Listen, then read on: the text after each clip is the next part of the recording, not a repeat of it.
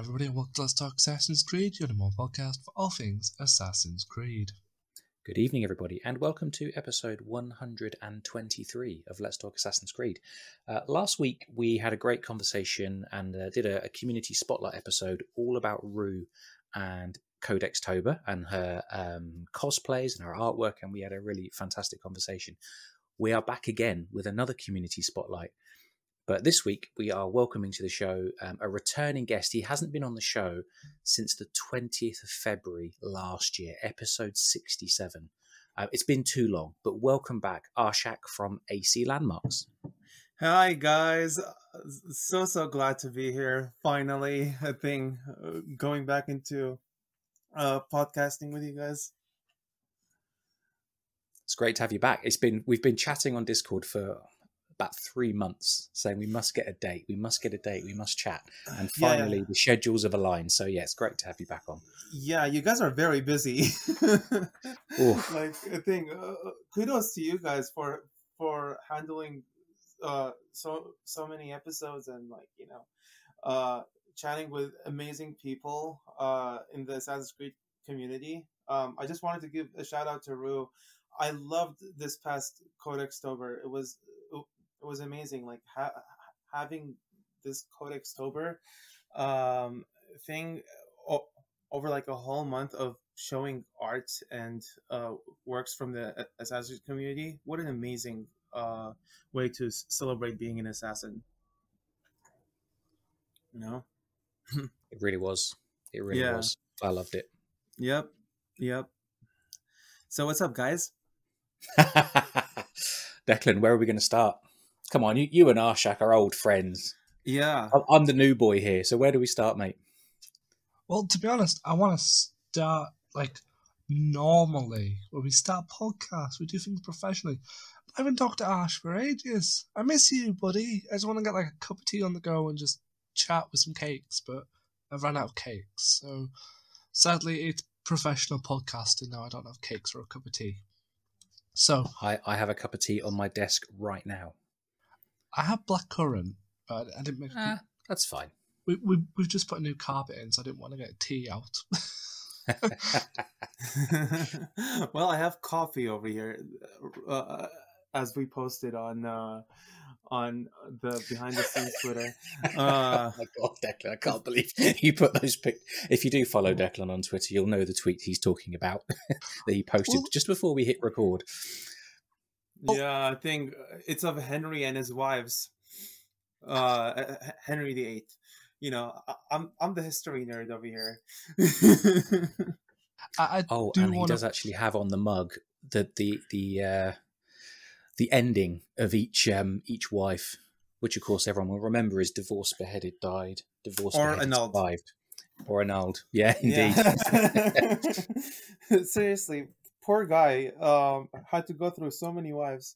But no, poor wives. I mean, sorry, I think Henry was such a freaking picker.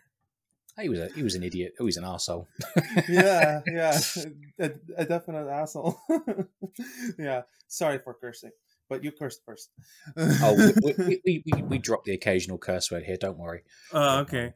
Awesome, yeah, but I wanted to say I miss you too, Declan. Thing, like, man, we gotta chat more often. But now that I'm back with from my Assassin's Creed hiatus, looking for jobs and, you know, being an adult and stuff, thing. Right now I'm back talking about Assassin's Creed and continuing on this journey. Not gonna lie, being an adult sucks. As a kid, yeah, yeah, it does. As a kid, like, I want to grow up. I want to be an adult. As an adult, like, I want to be a kid.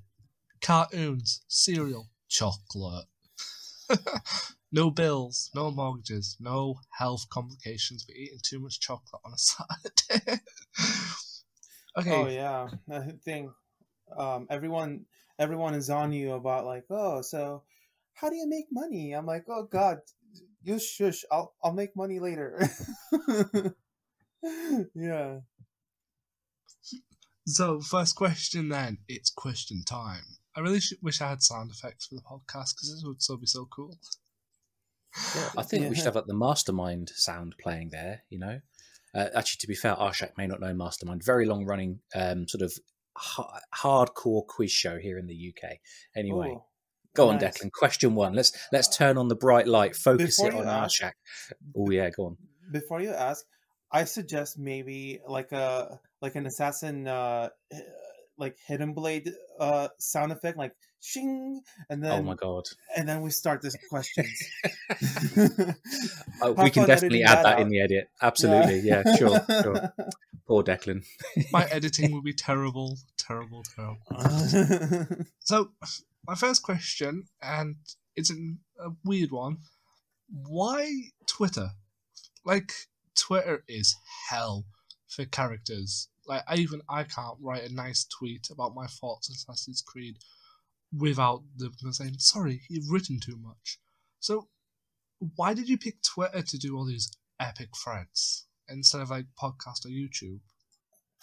Well, it kind of has to be with like the person I was back then. I didn't know how to talk in like I didn't know. I see. I still do it right now, but I'm better at it. I used to have a stutter, so I didn't do YouTube videos or like podcasts like that.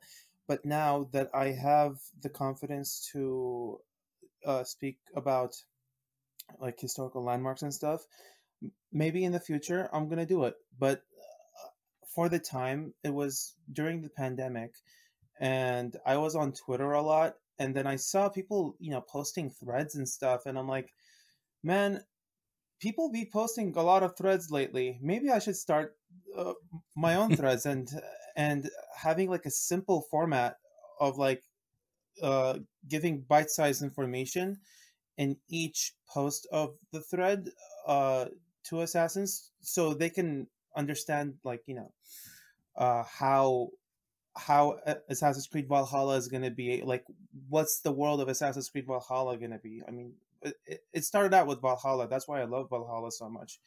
I think right now debatable, but thing like Valhalla is always going to be that passion of mine that started this this Twitter channel, and like me just giving out simple yet complex information to people to digest. That's amazing. I didn't realize that you were so. I mean, I appreciate it's been 2 years nearly, but I didn't realize that you joined Twitter and set up this historical knowledge feed so recently. I thought you'd been doing this for years, but actually, I'm looking at your page now, and if people are listening to the show, go over to Twitter and look at @AC_landmarks. That's Arshak's kind of professional page, should we call it? Yeah. And you joined May 2020, so it was the release, not the release, the preview of Valhalla, was it, that kind of sparked your interest and your creativity? Oh yeah, definitely. See, I didn't know anything about Vikings back then. Thing like I was learning as I was posting. Thing like yeah, I have my historical degree and stuff. Really, I have it in like general history. Vikings were like we went over them a bit, but they weren't an interest for me until Valhalla came out. Until Valhalla was announced, and really, like when I started it out, I already had friends within the community, like Cole from AC First Civ, the ones who came before.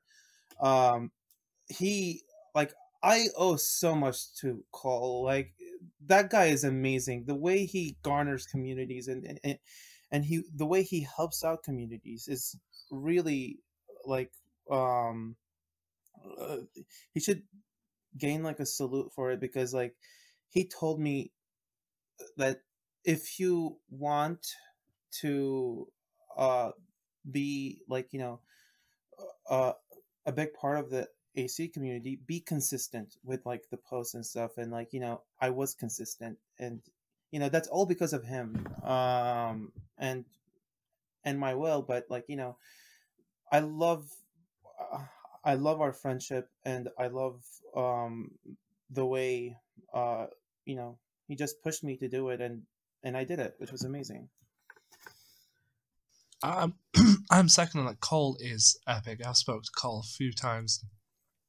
He's actually from the city I live in at the moment, which is pretty cool because I always have a running joke that my city, nothing good comes out of it. Hang on a minute, Declan. So you are from a small city in the north of England, and we've joked on this show a few times in the past, and actually you've shared this on Twitter this week. So because a few months ago you picked up the Unity novel in a charity shop, and I joked that means there's 2 Assassin's Creed nerds in your small city. One who bought the book the first time and then donated it to charity, and then you that bought it from a charity shop. Are you telling me that you're buying Cole's leftover novels from the charity shop? I can't believe you're both from the same city. That's awesome. I think he's moved south now, so no, sadly no. He's gone posh. But gotcha. Unless Cole donated it before he moved, and it's just hit circulation now. Could be. Cole, if you know the answer, please send us a postcard with the answer. Yeah, please. Yeah, I think we need to know. Oh, that's brilliant. Since we got Arshak here's history, even for a small city, Carlisle actually has one of the biggest histories of England. We are 20 minutes from Hadrian's Wall. We were one of the places where the Cavaliers and the Roundheads had battles. Oh, interesting. Henry, was it Cromwell? I think Cromwell hang around here in Carlisle Castle. We got it all. We also had Roman baths somewhere, but not there anymore. Are you saying that Arshak, you got to do a special thread all about Carlisle? I did. You did? Oh my god, amazing. Fantastic. Check my link tree. I think I am looking. I have your. This is something I wanted to say to people listening. If you have a look at Arshak's Twitter page, go to his link tree, and in there he's got a link to. Well, Arshak, take it away. Your epic Google document. Yeah. So like, when you go to my profile page, I have a link tree over there where you can reach me out on like different things. But I also have my Google Doc because I don't have a website yet, where all the threads that I've written, their links are over there. Like I have 100+ threads of Assassin's Creed historical landmarks and figures information over there. So, have your pick, have fun, and share with your friends because, it's just... It's really cool information, and the way they AC implements them in the world is so cool too. So yeah. Right, I'm gonna go and read the thread about Carlisle in the north of England. You guys carry on with the show. I'll be back in 10 minutes. I did that thread because I think Cole asked me if I can do a thread about Carlisle. This was before Valhalla was out, so we didn't know if Carlisle was going to be in Valhalla or not. So I'm like, yeah, what the heck? Sure, why not? So I did it, and I'm like, it's Cole's and Declan's hometown, so it'll be a gift for them. So yeah. Oh, that's fantastic! Nice one. Yeah. I think interesting facts about about Hadrian's Wall over there. When I come to Carlisle, we best go there, Declan. If we can, we will. We'll also go to a pub called Woodrow Wilson's because Woodrow Wilson's family came from Carlisle. So, yay. Oh my god, seriously? I didn't know that. That's awesome. Yeah, I'll find the history for it in a minute, but I believe it was his mum that lived in Carlisle, and he visited Carlisle a few times. But yes, Woodrow Wilson visited in 1918 to Carlisle because Why would anybody in America want to visit Carlisle of all random places? I mean, those are your words, not mine, Deck. But sure. Well, I have a reason to visit Carlisle now. Absolutely. Absolutely. Yeah. Oh, that's fantastic. Yeah, that's a great thread as well. Love it. Yeah, man. Enjoy reading it. Yeah. So yeah. What's the next question? I have many questions for you. All right. So you've written more than 100 threads about locations, time periods, some of the characters. Which of your threads was the hardest to create or to research? Ooh, that's an interesting question. That's a very interesting question. Says it right as I'm going to the Google Doc myself. That's good. We all need documentation. That's proper science, Yeah, I think I'd say, let me see over here. I've done a lot of threads. I'd say like those very deep threads that I did about historical figures, because they were so full of life that it's not like, it's literally impossible to write 10 threads about 10 posts of a thread about them. So like, people like Steed Bonnet.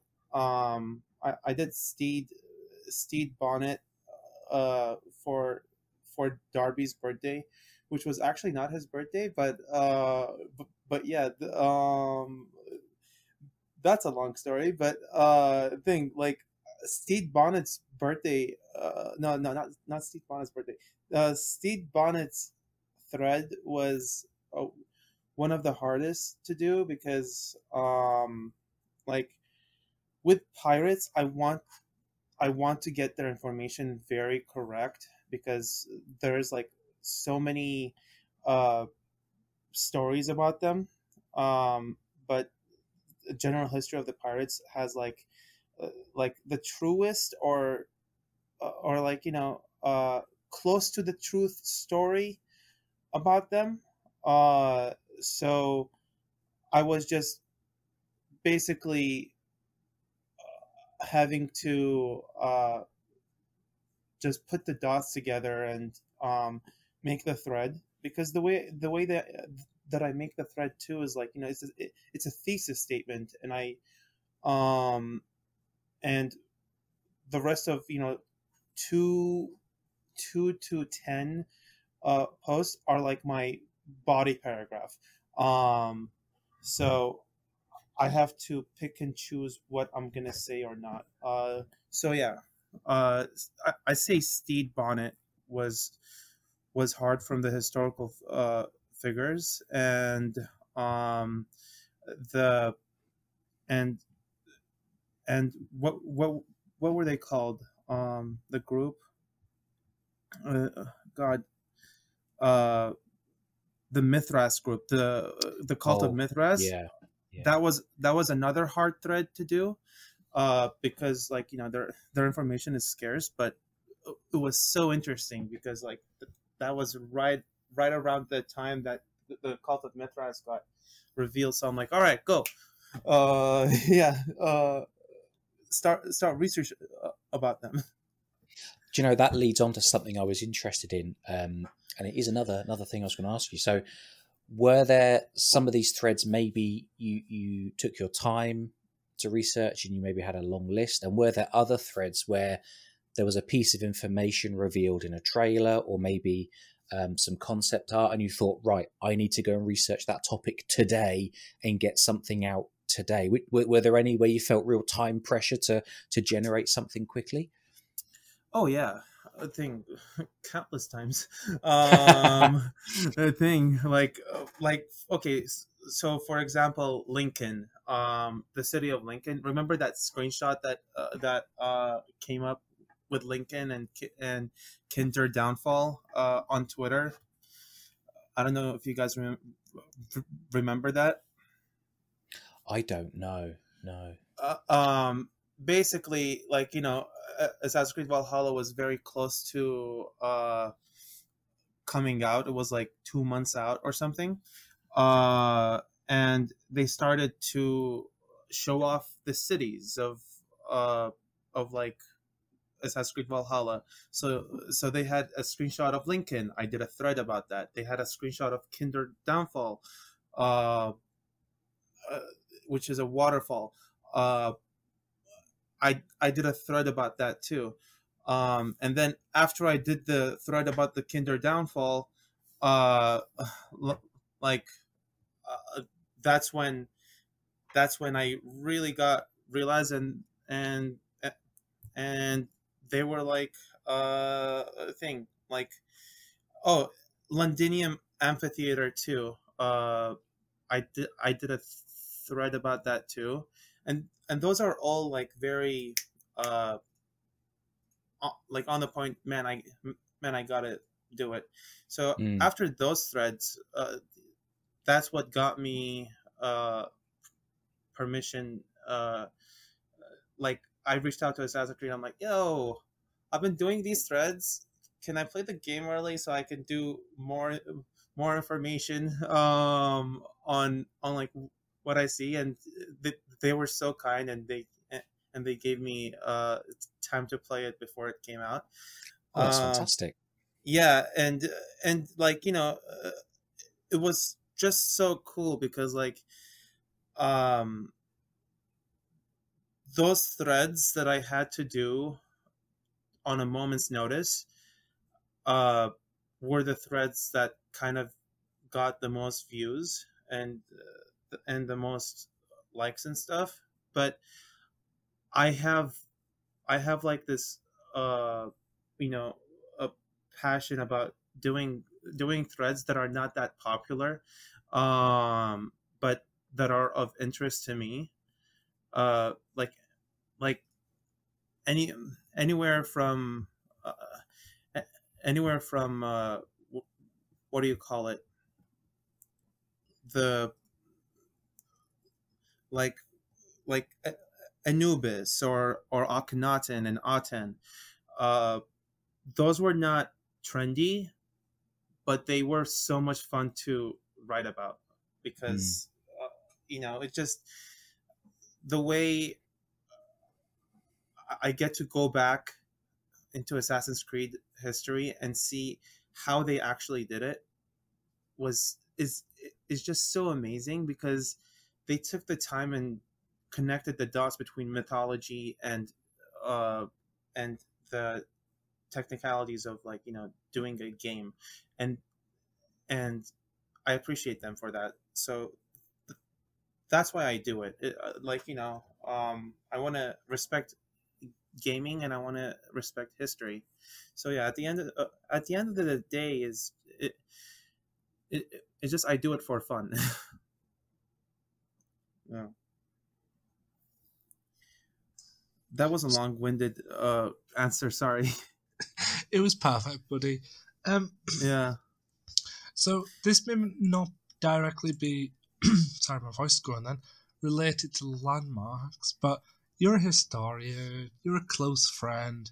I need your professional opinion on something. What's up?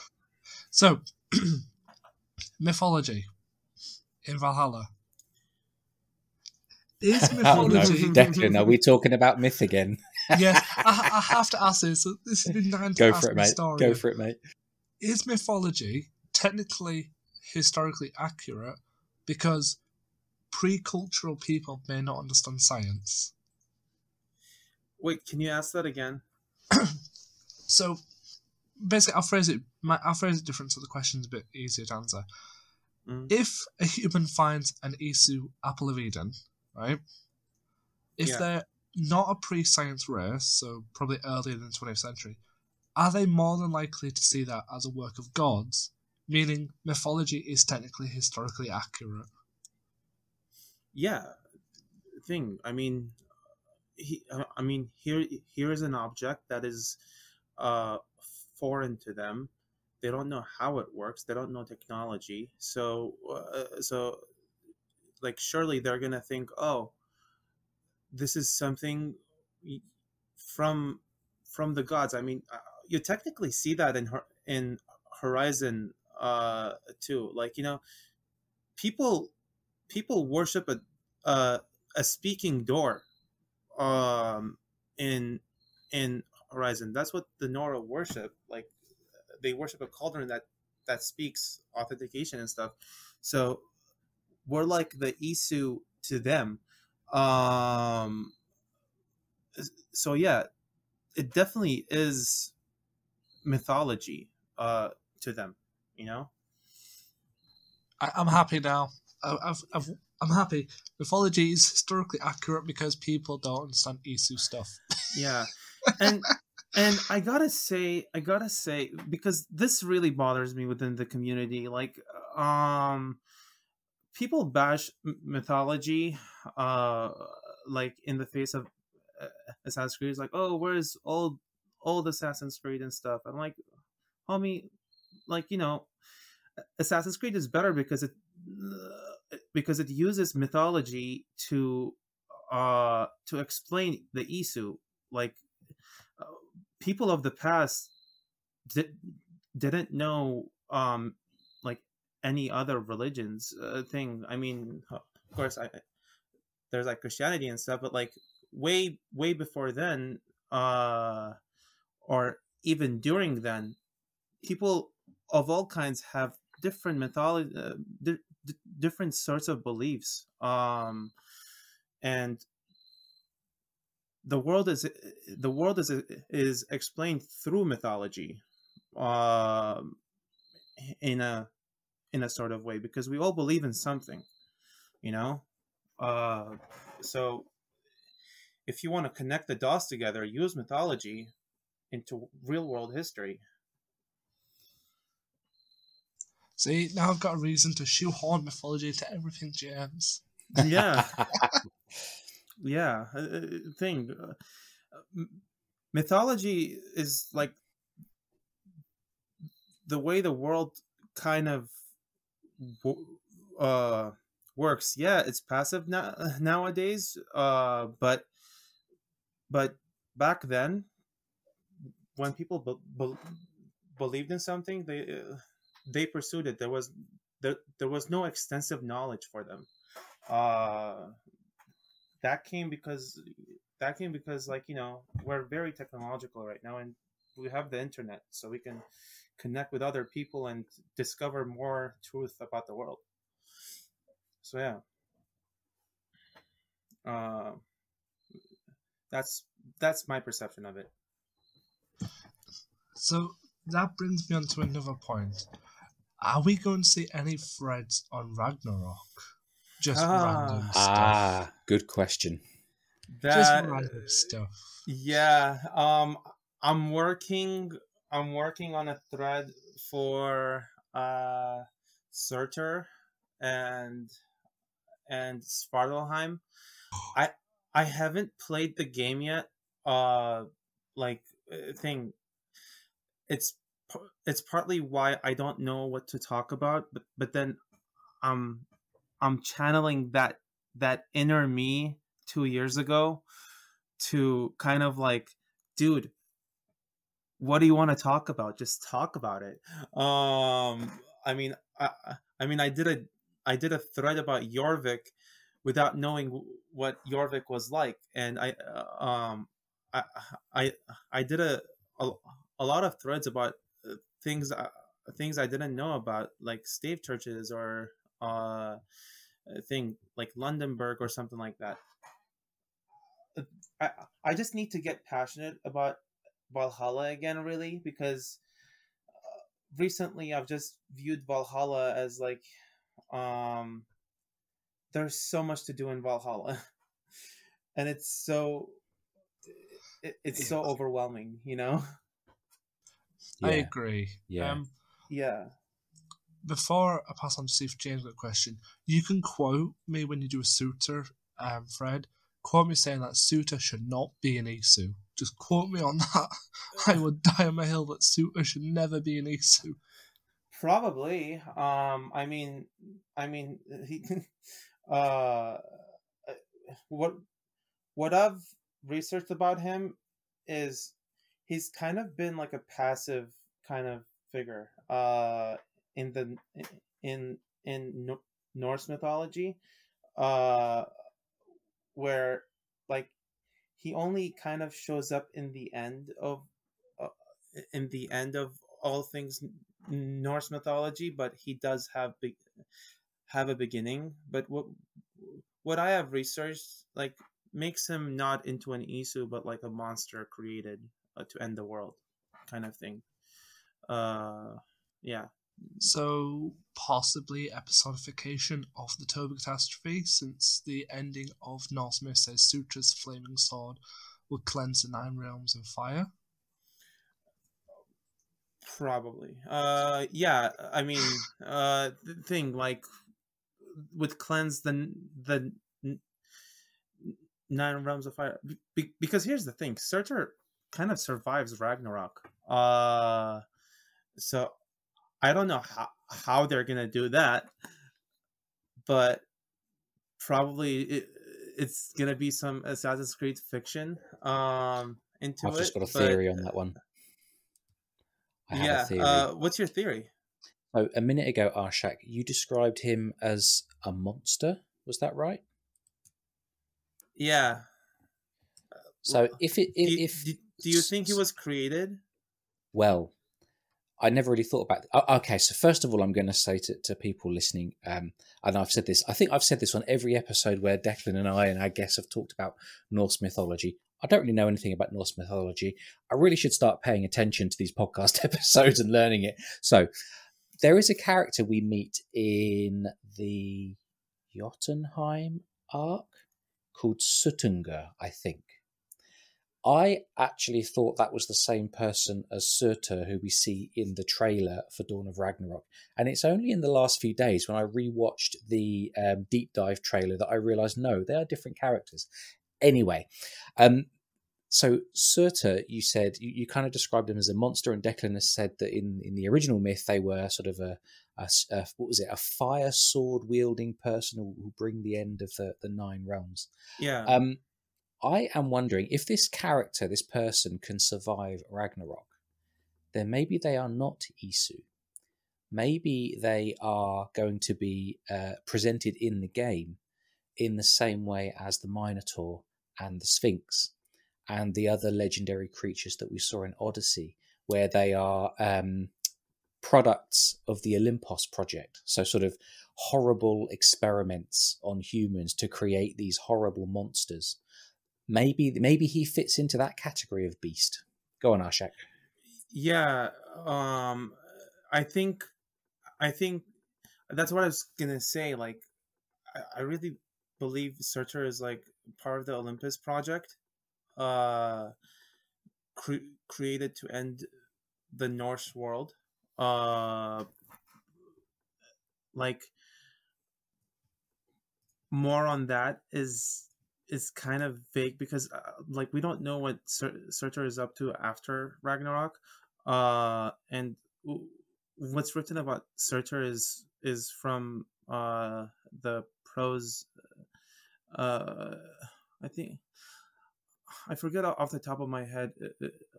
Whatever Snorri wrote, I think he wrote either the prose Edda or the poetic Edda. Yeah, I'm not a Norse specialist, but I have read on it, and whatever that is kind of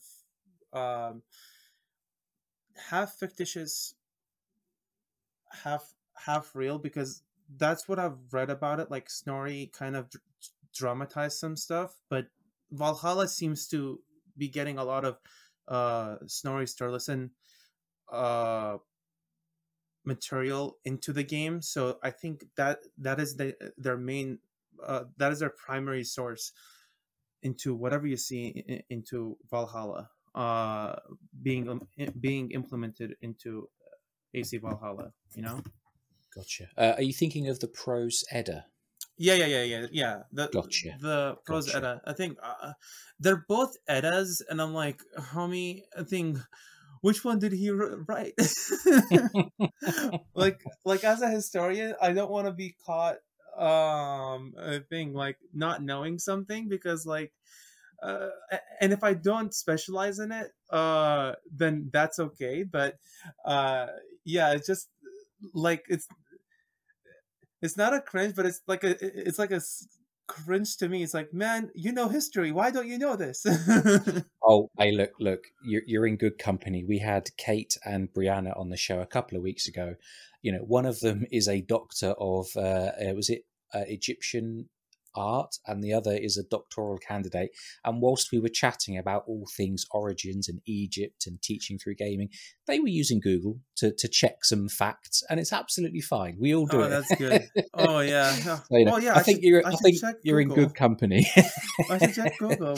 Why am I not doing that? Oh, Yeah, also, absolutely. by the way, I loved what you guys talked about over there. I think you guys talking about like how history and gaming kind of mishmash together, and talking about like how Egypt is such a crucial part of uh like how Egypt was implemented into Assassin's Creed.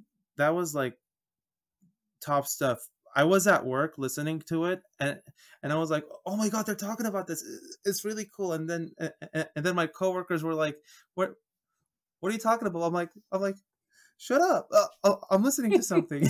Obviously, I hope that you grab their phones and quickly subscribe them to the show, because you know. Yeah, I should do that. Thing. If they're Assassin's Creed fans, then I do it. If they're not, I don't know. It's all right, mate. I'm just messing with you. But I tell you what, actually, you've talking about the teaching through gaming episode from a few weeks ago. I wanted to ask you a very similar question that I asked Kate and Brianna. So towards the end of the show, I asked them both what periods would they like to see, what historical periods or historical locations would they love to see Assassin's Creed, bring to life through a game. And they both kind of gravitated towards Mesopotamia. Same question to you, Arshak. What would you like to see brought to life as the historical section of a future Assassin's Creed game? Same. Mesopotamia as well. Mesopotamia. When you guys started talking about Mesopotamia, before Mesopotamia was kind of rumored. Well, hold that thought. We shall get to that point in a minute. Yes. Yeah. Like, oh my god, dude! Like, I was listening to that like right after Mesopotamia was rumored, and I'm like, oh my god, like they like figured it out. Mesopotamia is what I want them to do, because the history is rich in there, and they have Basim. They have this amazing figure in the Assassin's Creed franchise, who is a backstabber kind of thing, and also has some heart into him too. So he's like a complex figure, and he himself is Middle Eastern.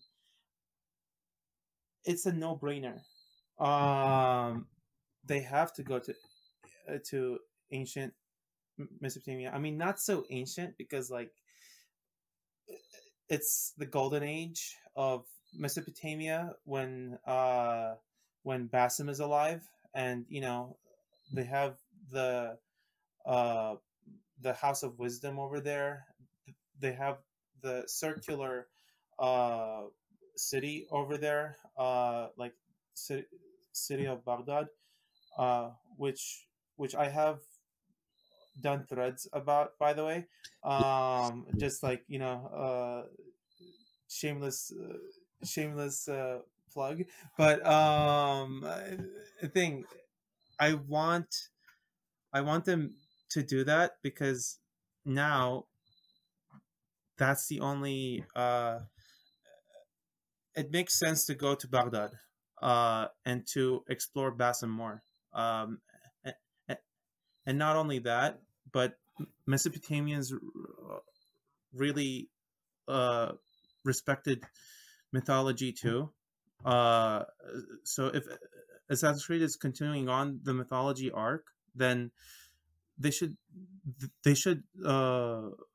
search into that and introduce that to Assassin's Creed fans. Yeah, uh, like there's so much rich history over there that I enjoyed uh, listening to when you guys were talking. You know.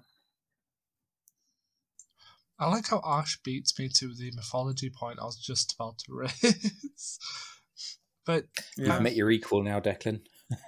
I think Arshak is right. The Mesopotamian myths is some of the closest myths I can find to the creation of Isu. And better still, as my theory suggests with Dawn of the Ragnarok, there, from what we know of the Isu, from Juno, Minerva, and the Capital Triad, and Odin, we don't know what's before the Isu and how the Isu come about, which is why in the Dawn of Ragnarok trailer, they're talking about the elders who came before Odin. I think there is a pre-Isu race that came before the Isu and then evolved to Isu, and Mesopotamian myths have a really good myth about that, about the creation of the world, and they may be able to bring Tiamat into Isu myth and other gods like that, and I would probably just be very happy. I'm immediately thinking of Gilgamesh. Yeah, they have Gilgamesh. They have who else do they have? Here, I'm gonna go on Google. Like all professional historians. Yeah, I think. If you're listening, Kate, I mean that with the greatest respect, as I'm sure you know. Yeah, I think Kate. I was not very much into Mesopotamian history. I think I'm more like ancient Roman history, but yeah, they have like Adad, Dagon, and stuff that they can go into, and their culture really they valued the whatever they worked on, be it buildings or anything they did it for their god, or for their gods, for the benefit of their gods. So they really respected their mythology, and you see it there, and like the House of Wisdom exemplifies that. Like, they studied so much, and they did so much. They built amazing landmarks, all in the name of God, like thing, their God, not Christian God. So yeah, there's that. So, sorry, James. Then would it be rude then if they did a Mesopotamian game to link the Mesopotamian era as an era that worshipped the Isu more closely than any other era? So, like, I have this theory that the Isu left a lot of knowledge, but humans started to ignore it. Would it be respectful, culture-wise, for them to say that in the Mesopotamian era, these people respected Isu knowledge more respectfully and treat their stories with more care than most people who just, like Vikings, use Norse myth as fire stories, if that makes sense? So, if you get where I'm coming from. Yeah, I mean, I have this theory of, like, since they have the House of Wisdom over there, and the House of Wisdom doesn't exist anymore, like, it's called the House of Wisdom for a reason, and they have possibly they collected a lot of Isu knowledge over there, and that Isu knowledge kind of got lost in the in the history of things. So like that's a possibility, uh and them having the House of Wisdom and being so keen to learn, I believe that Mesopotamian culture would be the culture that would respect the Isu knowledge the best, the best way possible. What was I'm trying to remember some of the dialogue from Valhalla, and doesn't Basim tell the story that his father was involved in constructing the House of Wisdom, or have I completely made that up? I think I don't remember, because all I remember was he told of Baghdad as he was going somewhere with Eivor, and really all I got from that chat of theirs was that, oh my God, Basim mentioned Baghdad, and I was very shook. I have to go back and see it, but I think yeah, he visited the House of Wisdom over there. I think his dad was. Oh yes. Do you know what? Do you know while you've been talking, and thank you for talking and covering the silence, Arshak. I've been Googling and I've been quickly reading the Basim's article on the Assassin's Creed wiki. So it says here, Basim himself was the son of an architect who constructed the Great Mosque of Samarra, but was exiled and died in poverty after someone else took credit for his work. During his youth, Basim was a frequent visitor of the House of Wisdom in Baghdad, and during one such visit, he met the renowned astronomer Al-Khwarizmi. There we go. Just needed a little run up to it. So that's. I wonder if I love the thought there, just from that one sentence. During his youth, Basim was a frequent visitor to the House of Wisdom. I wonder if, as a visitor, he started to read scrolls that, inspired maybe his understanding that there were other forces at work, the hidden ones, the order of the ancients, maybe a race of ancient beings that no longer exist, and that kind of inspired him to join the hidden ones. Who knows? That's all in Darby's mind, man. That's all in Darby's mind. Well, indeed. I mean, we should say, on the show, we do have a rule that we prefer not to discuss leaks. So, hey, look, there has been some press about possible upcoming games. Nothing is confirmed. It could be wrong information. But what we're doing with Arshak is we're having some fun speculation. Yeah, maybe there will be a game with Basim, younger Basim, whether it's before his awakening as Loki or whether it's after that. Who knows? But it's certainly, I guess that would be the first time we've gone back to the Middle East since Assassin's Creed 1, won't it? I know it's 300, 200 years before the events of Assassin's Creed 1, but it'll be the first time we've gone back to that region. Yeah, I mean, I wish the game goes something like this, like the premise of the game goes something like this. Basim has to relive his youth of an information that he forgot about. But I mean, I think that's just speculation in my head, because there needs to be a reason why he goes back to Mesopotamia to acquire something. Maybe someone is living his memory to figure out how to go around Loki. Yes, something like that. I think having Basim in the modern day, it sets up so many possible new and interesting stories. I don't know. We don't know what he may do in the modern day. Will he work with the assassins? Will he work with the Templars to try and bring Aletheia back to life? Will he play one off against the other? Will he go rogue against all parties? Anything is possible, and it's fascinating. And I'll be honest, I can't wait to see what he does. What clever stories the writers come up with, whether it's in a game this year or in a future game, next year or the year after. We'll see. really, what is really getting me interested about the modern day right now is just Basim. Like his character is just so well made for a game like this, and yeah, whenever I think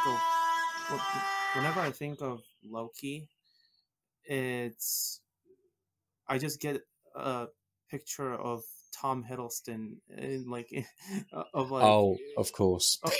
of like in, in the new Loki doing things people don't expect him to do, and that's Loki for you. He's a trickster, and he's gonna trick the assassins. He's gonna trick the Templars. How is he gonna trick them? That's up to the future, you know. So yeah. Don't you feel that I know it's kind of off topic, but don't you feel that Loki's just been outdone really bad? Like, the reason everyone doesn't like Odin nor Smith, not Odin, Loki nor Smith, is because Odin. Seriously, it's just Odin. Odin made everyone start to realize that Loki was dead, because Loki helps him quite a lot. You know what I mean? He saved Thor. He returned Thor's hammer after some giants stole it, even though that made Thor dress as Freya, which was very weird to read. But it kind of feels like everyone has this false assumption that Loki is bad, when really Loki's just misunderstood. Oh and yeah, I think Loki's a tragic figure, don't you think? I mean, definitely. I mean, I heard your podcast with Six Keys the other day, and yeah, I gained this whole new perspective of Loki because of you guys, speaking about it, and like, Odin is the bad guy here. like, Yeah, we're the bad guy here. We're not letting Loki kind of have his kid be secure. I think have his kids be secure, and Odin's like, oh no, your kids are a problem to me, so I'm gonna get rid of them. Yeah, and we're kind of forced to play Odin because, well, that's how we play Valhalla. This is the thing that fascinates me most about Dawn of Ragnarok. I don't know when I'll be playing it. We're recording this on the 3rd of March. Dawn of Ragnarok will be released on the 10th, I think, so just a week away. And yeah, in the original story of Assassin's Creed Valhalla, I mean, I would love to hear an alternative opinion, but I came away thinking that Odin is a prick, and I really don't like the guy. And it's going to be very... I wonder whether any work will have been done on the character to make him more relatable for us as the player, because as you said, Arshak, we're going to be playing as Odin for 20, 30, 40 hours. I'm not sure if I'm really interested in playing as a character who's an arsehole, to be honest with you. So I'll be interested to see whether he has more of a character arc, whether he's been kind of written to be more... Not nice, but maybe just we can understand his motivations more. Or maybe I just wasn't paying enough attention, and, he is a relatable character and his motivations are clear. But certainly when I played Valhalla, I came away thinking, screw you, Odin. Yeah, Odin is a very selfish god kind of thing.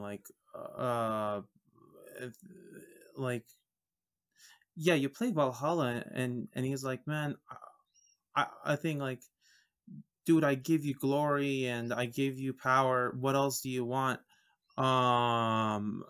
Thing, and Eivor says everything else, and yeah, like, what made him into such a selfish kind of character? Like, I want to figure that out. That's why I'm playing Dawn of Ragnarok, and I'm also playing it for the beautiful world that they've made. So yeah. I have an unpopular opinion if anybody wants to hear it. Definitely. Go ahead. So, could the reason why we're playing as Odin, who will not change, you'll still be a selfish prick, be a metaphorical look at Satan to the Templar Order themselves? Because Odin and the Templars are identical. They're both selfish, not to be rude, but they both all will do anything to find a cause. So Odin's cause was to escape his destiny and death, so he did everything. If the Templars want order, they will do anything without the consequences. They would burn bridges with their best friends, which is what Odin did, just to save their own grace or find their own alternative. So I kind of feel that Odin's character is just very simple, similar to the Templar Order. It's very weird and meta. Arshak? Yeah, I mean, you see it in him where it's like, you see that he prefers order rather than freedom. Like Odin prefers order, because he wants stuff to be in order. He's supposed to rule, so he's gonna rule, no matter what the cost is. If it's if Loki's gonna be in the way, take care of Loki. If he ensures his survival, just as the Templar Order ensures their survival. Whereas the assassin side, the freedom side, Loki can be characterized as more of an assassin. He prefers freedom, and the thing, Odin is not gonna let that.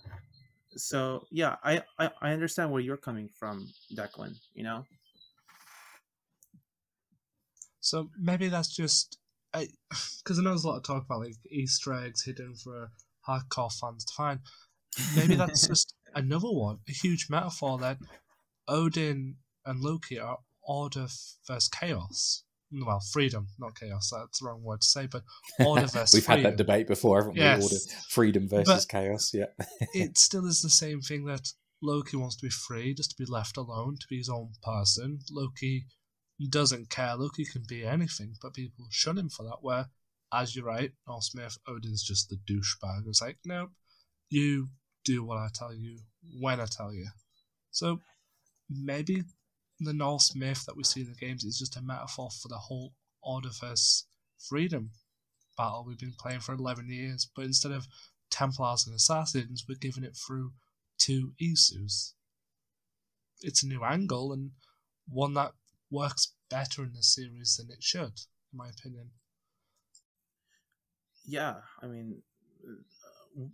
mean, whatever they decide to do, I just want them to like not screw it up, and yeah, they're gonna give us some quote unquote hints of like the Assassin's Creed material that is gonna be there, and like I'm all for that. I wanted to see more, but I'm all for the hints that they're gonna drop. But yeah, I'm excited to see what they do in Dawn of Ragnarok. I'm buying it for sure because I'm an Assassin's Creed fan, so I want to see how they basically do mythology. Like this is a real mythological game. Like so we'll see what happens. In a way. Yeah, they're going all in with the myth, aren't they? With this one, probably more than any other DLC or mythical arc that we've had in a previous game. So I love how this conversation went from asking me how is AC Landmarks and how AC Landmarks started to like us nerding about what's gonna happen in like mythology and thing. It went from Sumerian mythology to us talking again about Norse mythology. This is what happens but this is the point of the show, is just to have nice chats with people, right? And if someone joins the show and they're passionate about a topic, come and chat about your passion. That's great. I am going to segue right back into AC Landmarks in a minute, but I'm enjoying listening to you two nerd out about Dawn of Ragnarok and the future of what we're going to see in this game. I'm looking forward to seeing the story and what they do. And just unfortunate, I won't be getting it on release, but I may play it later in the year. At some point, Declan, I mean, one of us is going to have to play it so we can talk about it on the show. Yeah, I mean, you're gonna watch what happens on YouTube, or are you just gonna save that for yourself? It's a good point, because I could just go and wait for Access the Animus to do their lore analysis and sort of get the story from there, or I could watch a Let's Play, or I don't know. But I've been working through some other games on my backlog over the last 3 months. Oh, okay. And I pre-ordered Horizon Forbidden West, which arrived a couple of weeks ago. It's sitting here on my desk ready to play, and I haven't played it yet because I'm going to finish Last of Us, and then I shall be into Horizon, and I expect to be playing that for weeks and just really immersing myself. Enjoy your enjoy. Yeah. Like, that game is amazing. Yeah, so I guess the earliest I would play Dawn of Ragnarok is whenever I finish Horizon, but I don't know. That could be like June or something at this rate. So we'll see. Nice. Yeah. Let me take you back to where we started then, Arsh. So, you've written many threads, over 100 sort of historical analysis and some sort of speculation threads about different characters and locations that we might find in the games. Are there any threads that you're particularly proud of that you'd like people to go and check out from your Google Doc? Yeah, I am. There are so many threads I'm like really, really proud of. I mean, the Jorvik thread was really cool. Because I got to figure out, like, I basically went very deep into York history, and got to figure out how the town was like a village, and then it kind of got bigger and bigger, and also that that's the first thread that Darby responded to, and I think he was kind of correcting me for calling Jorvik York, and I'm like, man, rookie mistake. Yeah, but so that's a good news, bad news situation. Good news, Darby's read your thread and given it a like, so that's nice. You've been recognised. Bad news, he's corrected something you wrote. Yeah. I think another is like the work I did on Siwa was amazing. I think that's one of my favorite threads that I did. I got to know about like a town I didn't know about, and I'm like, wow, what a rich history, and how they implemented Siwa into Assassin's Creed is freaking amazing, because they used Alexander the Great's story of like the prophecy that he heard that he's gonna rule Egypt and stuff, and they actually made like an Isu site over there, which was great. Like, just like using that story, and anything Viking that I did with like so much passion about the subject. Oh, talking about hard threads, Ivar Ragnarsson. Ivar Ragnarsson. Tell us more. My god. Oh my god. What a thing. Because I did Ivar Ragnarsson right after I played Valhalla before it came out. So I'm like, okay, how do I not spoil stuff while at the same time telling the story of Ivar Ragnarsson, and then the smallest little details that Ivar talks about, like, he was in Ireland a bit. So I went and researched, when was Ivar in Ireland, um, and, and, and stuff like that. Yeah, he was very hard to like research about. But anyway, yeah, those Those are are a few highlights that you're proud of.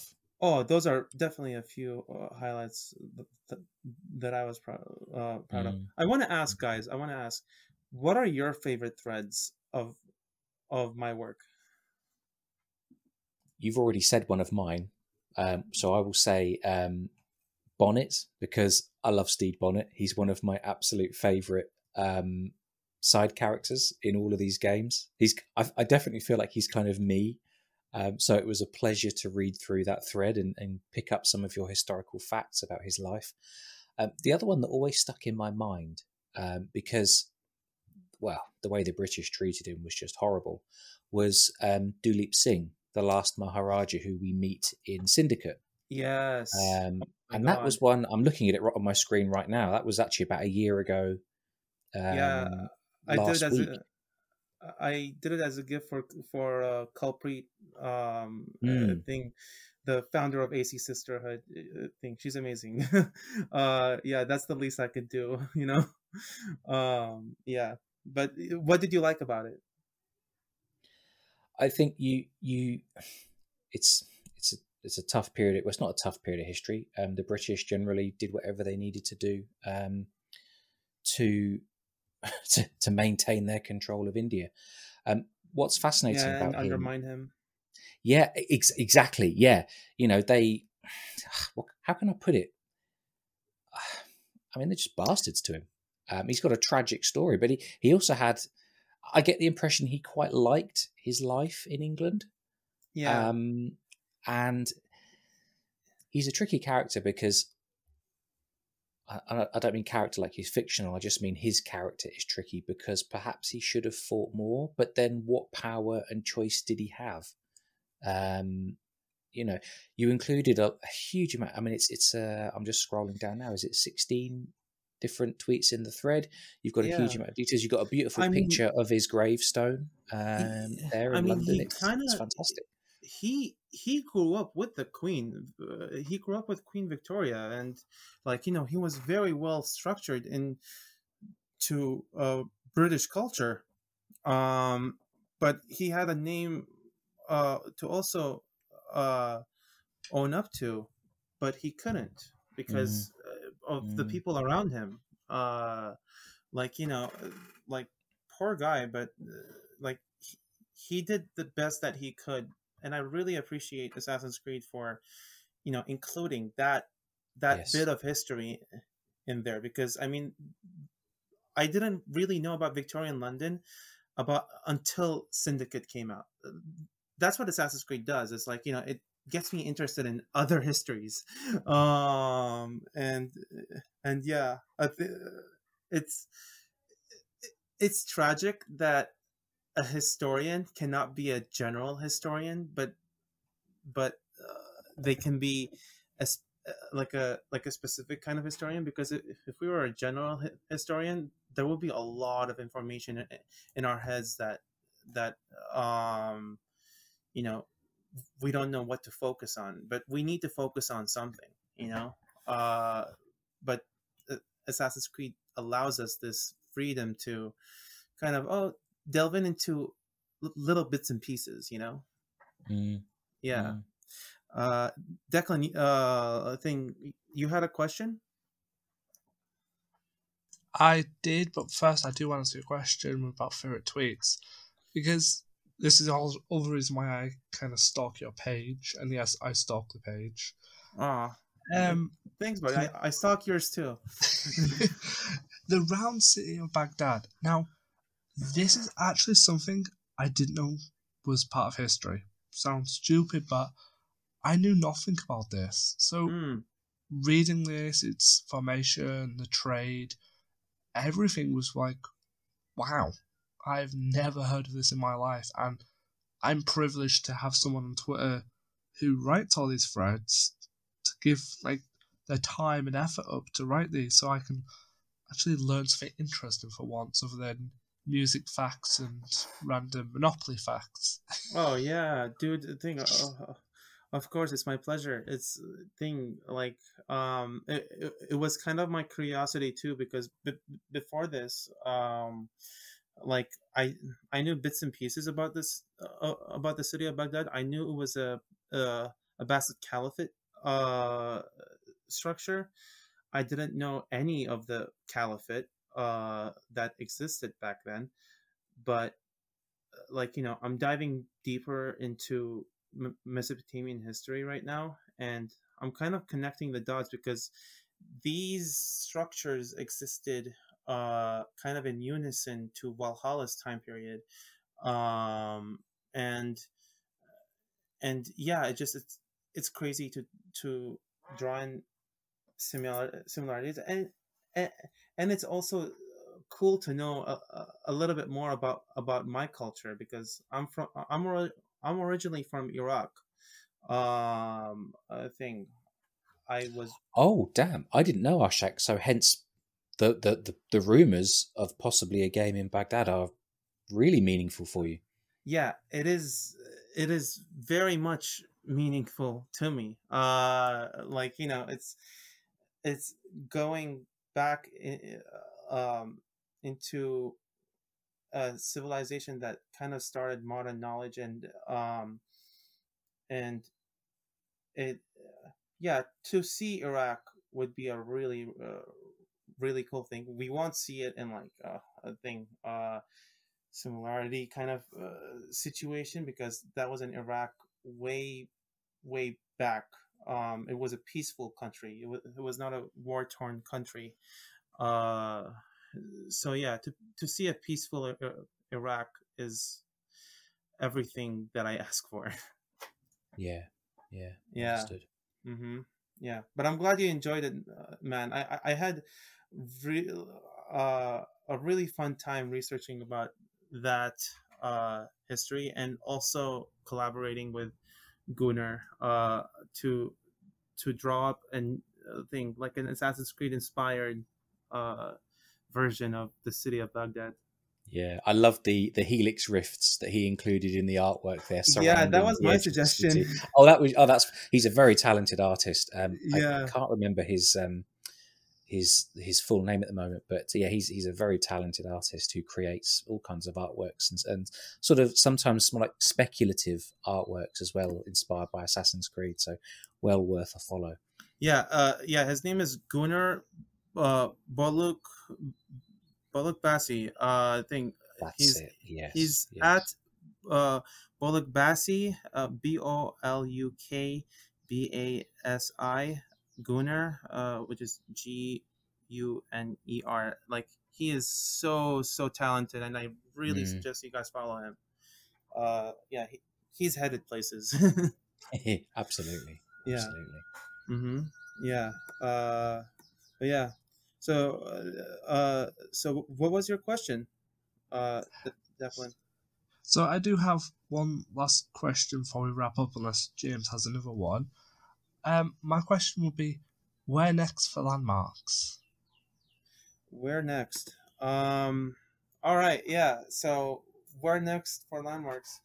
So since I've been back, and now that I have um, my life more kind of balanced, I have a job. I'm gonna start my educational career. Now, I want to use AC Landmarks as a platform for me to uh, go more broad in the perspective of history.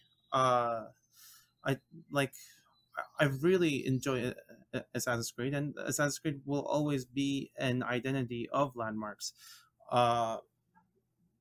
But I I want to go more broad. I want to go and research about God of War. I want to research about I think like games that incorporate history into them. I mean, Call of Duty is one, and Battlefield One is one too.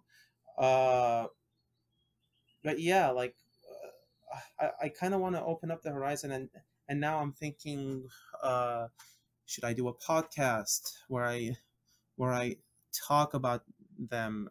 Should I do YouTube videos, like mini YouTube videos? That I'm gonna save up until I have a very good editing software. But yeah, I want to expand into more than just Assassin's Creed, but keep the Assassin's Creed landmarks and figures going. Thing, because yeah, I just want to. I don't want to limit myself, basically. Yeah. Yeah. So yeah, thanks for asking that question because it's very like it's hard to.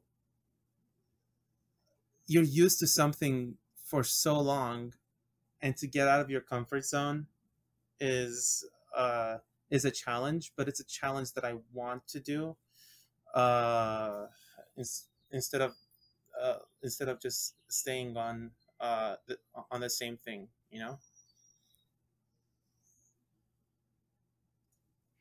I do. It's certainly, I mean, me joining Declan on this show has certainly been pushing myself out of my comfort zone for sure. And you've been very amazing at it. It's been great. Thanks, mate. It's been good. Declan's a good lead. Yeah. For me to follow, that's for sure. I got one final question for you, Arshak. So you interviewed Maxime Durand, the historical consultant for Assassin's Creed and the Discovery Tour, I think last year. You've met or interviewed Darby McDevitt? I met Darby McDevitt. We had a very fun 2-hour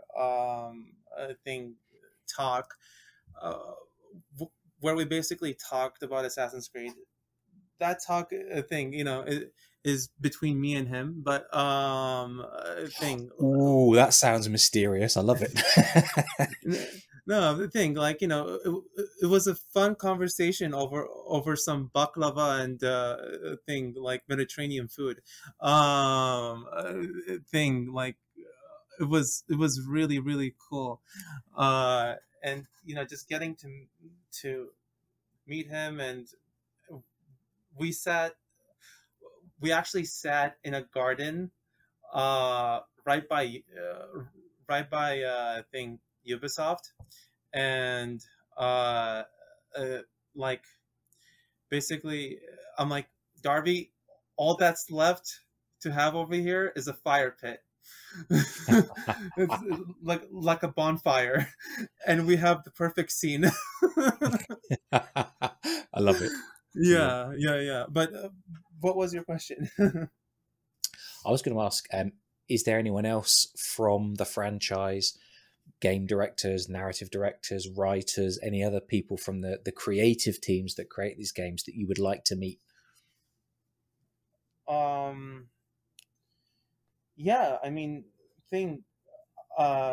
Rafael Lacoste is one, though. Oh yes. Though he doesn't work for Assassin's Creed anymore. I think I've always respected him, and I just want to interview him about how he imagines those worlds into concept arts. And I want to interview a lot of concept artists about how they incorporate history into their art,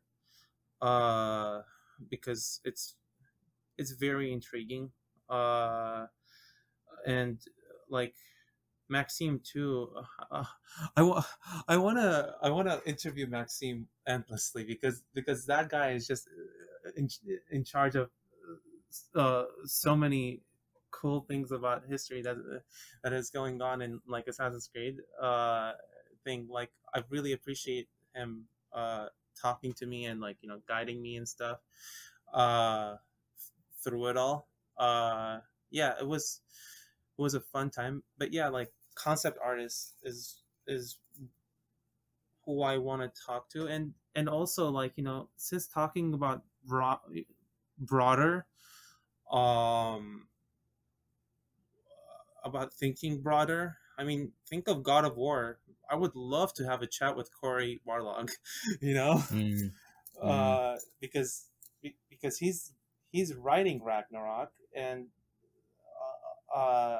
he knows a lot of history as well. He knows Greek history, and he knows Norse history, and he lives in my city.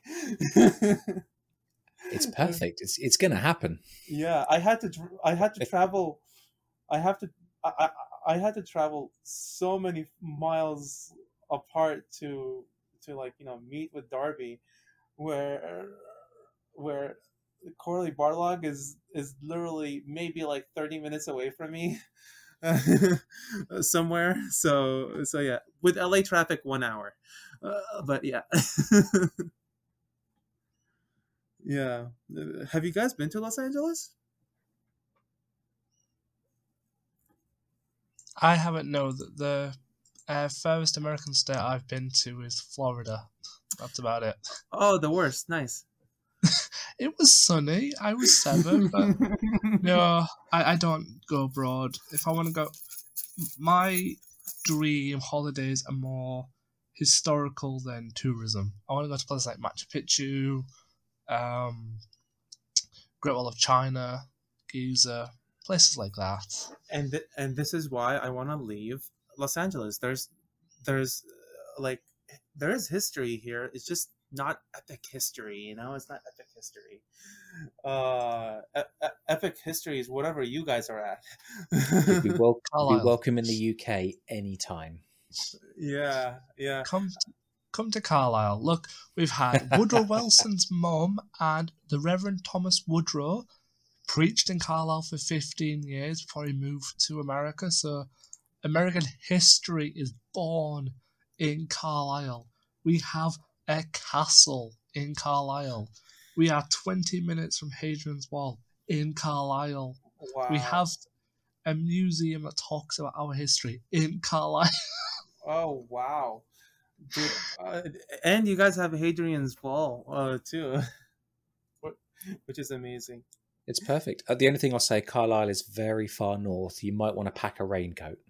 Oh yeah, James, where are you from? I'm in the Midlands. I'm in, I guess you'd call it the East Midlands of England. So kind of in the middle of nowhere, I guess.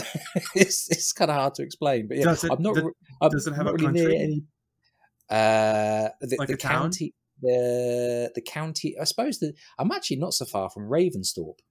As featured in Valhalla. So I tell you what, you can visit Declan and go and visit Hadrian's Wall. Then you can come and visit me, and we'll go and check out the real village of Ravensthorpe. There you go. Oh, we'll definitely do, sir. Where's my invite? Say again, Declan. I want to tag along on this trip. Declan, if you want to come and visit me, and we'll go to Ravensthorpe, we'll go and that's perfect. Let's do it. We'll have lunch in Ravensthorpe. Oh my God! So, the thing, like taking a trip to Ravensthorpe would be amazing. Like, man, Ravensthorpe is actually like my favorite place in Valhalla, and Lincoln. Lincoln is like a really cool place too over there. Jorvik is like kind of a Christmassy winter vibe over there. Yes. Yeah, but.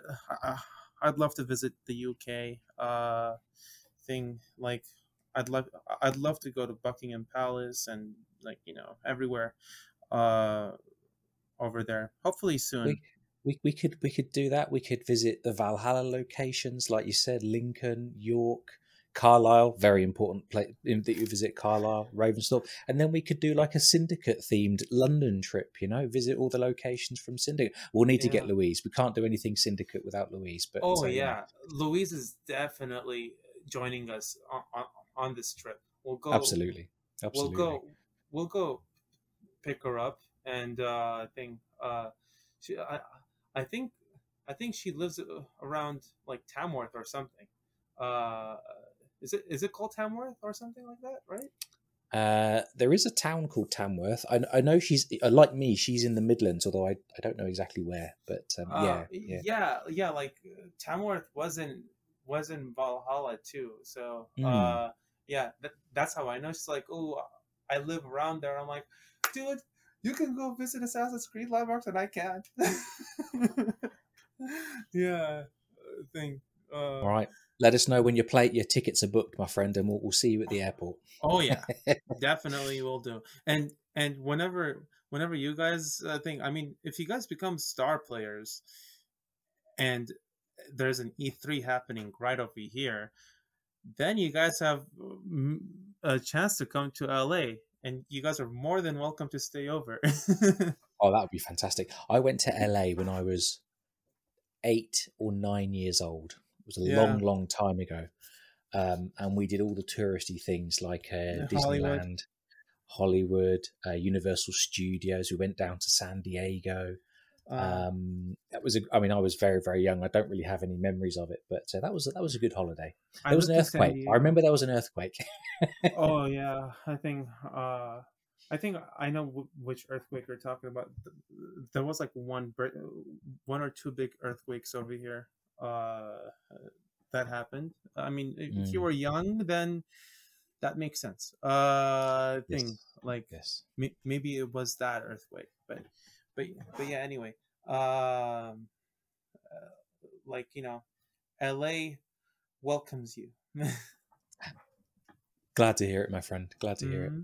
So, Declan, I think we're at the end of the show. Yeah, so thank you, Ash, for coming back. I have missed chatting to you. Oh yeah, me too, man. We should do this more often. We have to, as I said, I don't know if I said at the start or but while we were chatting, you, Louise, and Visions are the first people I met when I joined the community, because I've been playing Assassin's Creed for 15 years, but stayed out the community for nearly 13 years. Oh So yeah. it's nice to bring you guys back on the show now and then, because you guys are like the faces that welcome me to the community. Uh, Likewise, bro. I mean, I think same story over here. I started AC Landmarks being kind of new to the community. I mean, I was in the community ever since. Do you guys know Loomer? I know who he is, and I've watched some of his content, but I've never spoken to him. Yeah, yeah. So Loomer is an old friend of mine. We I basically started watching his live streams. Of like this was back when Assassin's Creed Origins came out. And back then I was in the university, so I didn't really have the time to like sit down and be super into researching and posting online threads and stuff. But like his his work in the community has inspired me in a way, and that's how I met thing t that's how I met most of the Assassin's Creed people, like Lori. We went on an E3 trip together, and that's how I met Lori. This was all before AC Landmarks, but once I graduated, and that's when the pandemic hit. That's when I really got into the community thing, like having met Cole in the live streams, having met Lori in person and stuff. Kind of like everything. The stars aligned, kind of thing, and I started my AC Landmarks journey, and I started to know more people like you, Declan, and I got to know Sebastian. I got to know Reno more, and yeah, I'm just so blessed to have such an amazing and positive community. Thing. At least we try to stay positive. Absolutely. It's a great community. I enjoy all the conversations I have with people on this show, people on Discord, people on Twitter. It really is just nice to chat about things and listen to each other's stories and hear what people enjoy, and it's great.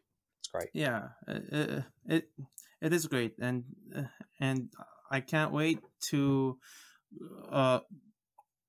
grow the community even more with you guys. Like thing. The Assassin's Creed community kind of grows because of us, because of the fans, and you know, like I appreciate my fellow creators and friends. Likewise. Mm-hmm. Yeah. Anywho, So this is a good 1 hour and 30-minute podcast. Oh, it's been great. Loved it. if anybody would like to know more about AC landmarks, because you've got to go learn more and more about AC landmarks. Yeah. Then you can check out his Twitter at AC_landmarks. I would highly recommend it. I've been stalking that page since you first started, and I probably will stop using the word stalk soon. It's been a long day. It's okay. It's okay. Stalk me. It's fine. But don't. No one just DM me out of nowhere. I think I welcome DMs, but don't be weird about it. That's good advice for life. Yeah. Yeah. So if you've enjoyed this episode and you want to chat to me and James and get a little bit more, you can follow us at AC Let's Talk or at James Tillyquid. You can also email us at Assassin's Creed Let's Talk @gmail.com. Thank you again, Ash, for joining, and hopefully it will not be too long before I can drag you back onto the show with James and me. Definitely. Yeah. Mm-hmm. Yeah. Thank you for having me again. And we'll see you all next week. See you soon. Bye. Bye, Assassins.